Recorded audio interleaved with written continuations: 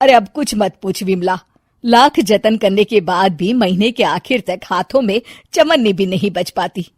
कभी अपने लिए कोई छोटी सी भी चीज लेनी हो तो 10 बार सोचना पड़ता है। तू सही कहती है, आमदनी तो बढ़ती नहीं, लेकिन दूसरी तरफ महंगाई दिन ब दिन बढ़ती ही जा रही है। राशन वाले का बिल, दूध वाले का उधार। अरे तुम औरतें बस इसी तरह जिंदगी भर रोती रहोगी। खुद के पैरों पे खड़े होने की सोचो, तब तुम्हें पैसों के लिए किसी का मुंह नहीं देखना पड़ेगा। अरे तू इतनी बड़ी बड़ी बातें कर रही है, तू ही बता दे हम क्या करें। हम औरतें चाहे तो कोई छोटा मोटा व्यापार कर सकती हैं, जैसे कि साड़ी बेचने का। सुधा की बातें सुन सब औरतें हंस पड़ती हैं। ना भाई ना, मेरे पति को ये सब पसंद नहीं है, वो तो मुझे मार डालेंगे। दूसरी औरतें भी विमला की बात से सहमति जताती है और साड़ी का व्यापार करने से मना कर देती हैं। अगले दिन सुधा अपनी सास से ये बात कहती है। बस अब यही काम रह गया था, सारा दिन यही सब सोचती रहती हो। अरे बढ़िया आई साड़ी बेचने वाली। तभी वहां सुधा का पति विवेक आता है। अपनी माँ की बात काटते हुए कहता है, अरे माँ, सुधा ठीक ही तो कह रही है। अगर ये साड़ियों का व्यापार करना चाहती है तो इसमें क्या गलत है? मुझे तो सुधा की बात पसंद आई। अरे मजाक है क्या व्यापार करना? अच्छे अच्छों की खटिया खड़ी हो जाती है।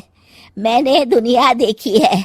बेटा तुम लोग ज्यादा हवा में मत उड़ो, और फिर साड़ियाँ खरीदने के लिए पैसे कहाँ से लाएगा? तुम उसकी चिंता मत करो माँ, मैं देख लूंगा। अगले दिन विवेक अपने एक दोस्त से कुछ पैसे उधार लेकर साड़ी के कारखाने से बहुत सारी साड़ियाँ खरीद लाता है। ये लो सुधा, तुम्हारा ऑनलाइन अकाउंट बन गया है। अब लोग घर बैठे तुमसे साड़ियाँ खरीद सकते हैं। ये तो बहुत अच्छी बात है। हाँ, और इतना ही नहीं, मैंने इसमें सभी नई डिजाइन की साड़ियों की फोटो भी अपलोड कर दी है। अब बस तुम देखती जाओ। कुछ दिनों के बाद, नमस्ते, मुझे सुधा जी से मिलना है। ओहो, तू कौन है और मेरी बहू से तुझे क्या काम है? माँ जी, मैं सुधा जी से साड़ियाँ खरीदने आया हूँ। अरे बड़ा बेवकूफ है तू, इतना बड़ा मीना बाजार छोड़कर यहाँ साड़ी खरीदने आया है। तेरा ऊपर का कोई पेच ढीला है क्या? अरे माँ जी, आप नहीं जानती, आजकल ऑनलाइन का जमाना है, समय और पैसे दोनों की बचत होती है। तभी वहां सुधा आ जाती है। सुधा बिरजू को साड़ियाँ दिखाती है। क्या बात है सुधा बहन जी, आपके पास तो बहुत ही सुंदर सुंदर साड़ियाँ हैं। एक काम करिए, ये वाली दे दीजिए और ये वाली भी। छोड़िए, एक काम करिए, ये सभी ही दे दीजिए। सुधा की सास हैरान रह जाती है। अरे इतनी साड़ी का तू करेगा क्या? अरे माँ जी, मेरी बीवी पहनेगी। अरे कितनी बीवियां है तेरी? माँ जी आप भी ना, बीवी तो एक ही है। पहले तो मैं 2-4 साड़ियाँ लेने आया था, लेकिन अब पूरी 20 साड़ियाँ ले जा रहा हूँ। ये लीजिए सुधा बहन जी, आपके पैसे, चलता हूँ।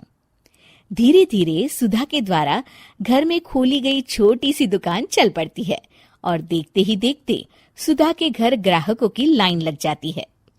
पैसों की आमदनी देख सुधा की सास की आंखें फटी की फटी रह जाती है। जा बहू, अब तू थोड़ा आराम कर ले, इन लोगों को मैं साड़ियाँ दिखा देती हूँ। माँ जी आप? अरे हाँ हाँ, अब जा भी। इस तरह सुधा की सास भी उसके कारोबार में हाथ बटाने लगती है। देखो सुधा, तुम्हारा व्यापार तो चल पड़ा। पिछले कुछ महीनों में इतनी कमाई हुई है कि तुम्हें यकीन नहीं होगा। सच?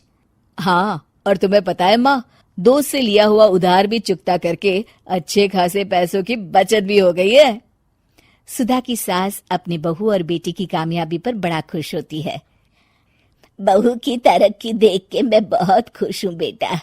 तूने साबित कर दिया कि अगर पति का सपोर्ट मिले तो पत्नी कुछ भी कर सकती है। जी माँ जी, आपने बिल्कुल सही कहा।